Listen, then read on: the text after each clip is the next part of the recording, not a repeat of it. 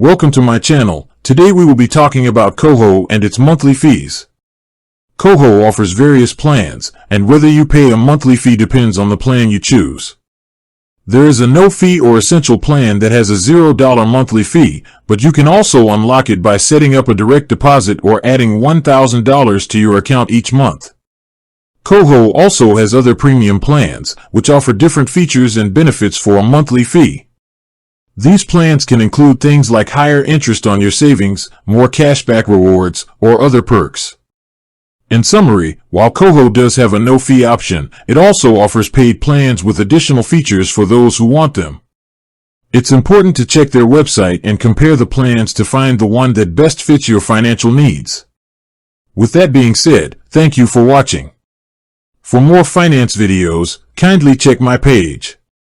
Please like, share, comment and subscribe to my channel. Thank you.